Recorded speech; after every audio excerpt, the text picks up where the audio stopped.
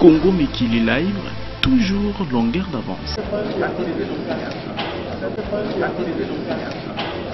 Les institutions de la République de paix et de développement durable.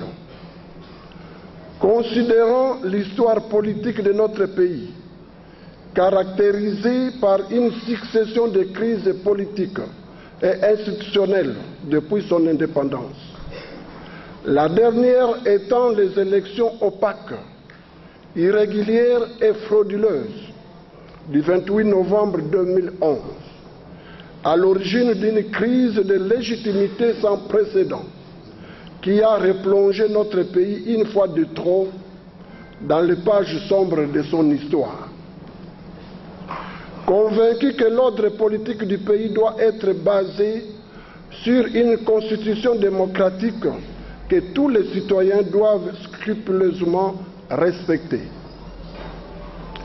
Nous appuyons sur les 7 préoccupations majeures posées dans la Constitution du 18 février 2006 et qui ont présidé à l'organisation et l'exercice du pouvoir de notre pays, à savoir 1.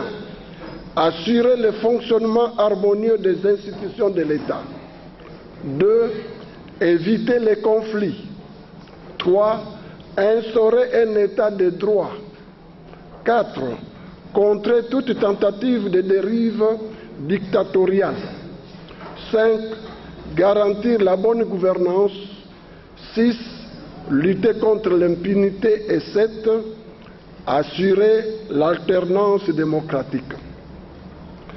Considérant que l'article 220 de la Constitution de la République a expressément consacré l'intangibilité de certaines dispositions, essentiellement le nombre et la durée de mandat du président de la République, ainsi que les modes de scrutin qui sont de droit verrouillés et ne peuvent faire l'objet d'aucune révision constitutionnelle. Constatant que le syndrome de la personnalisation du pouvoir et de la privatisation de l'État hante dangereusement la classe politique au pouvoir. Refusant catégoriquement la monarchisation présidentielle de notre pays, toujours fidèle aux valeurs que nous défendons et aux combats que nous menons au sein de nos structures respectives, consciente de nos responsabilités devant Dieu, l'histoire et la nation, avons décidé d'unir nos forces pour mener des actions communes en vue d'atteindre les objectifs ci-après. 1. Lutter pour la résolution de la crise de légitimité née des élections chaotiques du 28 novembre 2011. 2. Contrer tout changement ou révision de la Constitution avant les élections de 2011.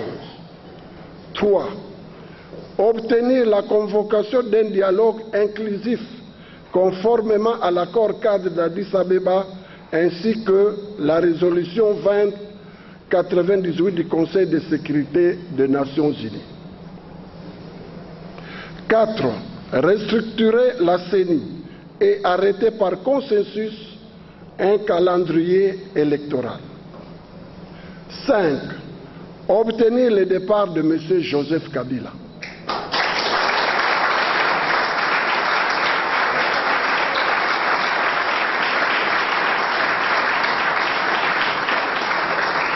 Enfin, 6.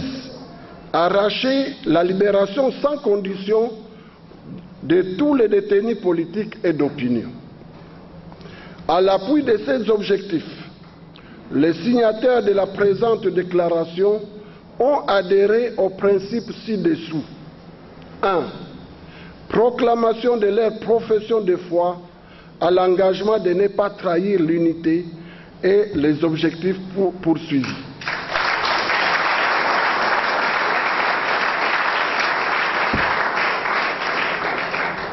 2. Engagement à ne céder à aucune forme de corruption, chantage débauchage et menaces venant de quelque origine que ce soit.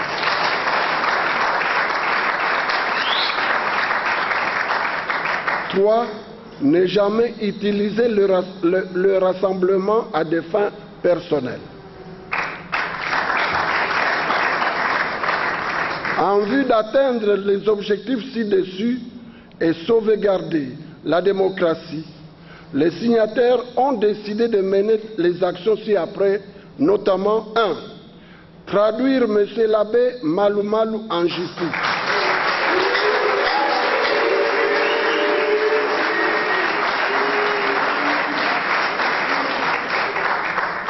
Traduire M. l'abbé Malou Malou en justice. La situation actuelle, bon, c'est une structure de combat et de lutte. Et nous avons réalisé que les choses allaient très mal. Il fallait se ressaisir, essayer de s'organiser, comme Laurent Désiré Kabila nous avait dit. Organisez-vous, prenez-vous en charge. C'est ça la structure, c'est ce que l'opinion doit retenir. Nous sommes en train de nous prendre en charge. Et notre objectif, c'est qu'on puisse arriver aux élections, et qu'on arrive aux élections d'une manière paisible, et qu'on ne puisse pas créer des tensions dans le pays inutilement, et que Joseph Kabila puisse partir d'une manière... il y en a beaucoup, vous avez vu,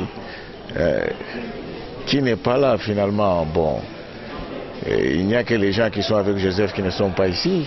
Dès le départ, les restes, ils sont là. L'IDP c'est là, nous on est là, l'INC, bon, presque tout le monde est là. Alors quels sont les objectifs poursuivis? C'est ce que je venais de vous dire. Oui. Il faut que Joseph Kabila puisse partir dans les délais constitutionnels, que nous puissions respecter notre constitution, qu'on paraisse dans le monde entier comme des gens sérieux, qu'on puisse donner la chance à la jeunesse. Et parce que bon, quand Kabila est arrivé, il était jeune, il faut que les autres jeunes viennent aussi. Donc voilà un peu l'objectif, c'est que le pays puisse fonctionner comme un pays normal, normaliser un pays, parce que jusque-là il n'est pas normal. On est en train de tenter à le rendre encore anormal, c'est plus acceptable. Et quel est l'héritage que les gens vont retenir de nous si on n'arrive pas? Les autres grands partis de l'opposition tels que le MLC n'est pas là. Alors qu'est-ce que oui. Bon, en fait c'est leur choix, mais sinon ils sont la bienvenue, hein. Ils sont la bienvenue, mais je comprends aussi bien que ceux qui sont à leur tête flirtent un peu avec Joseph Kabila.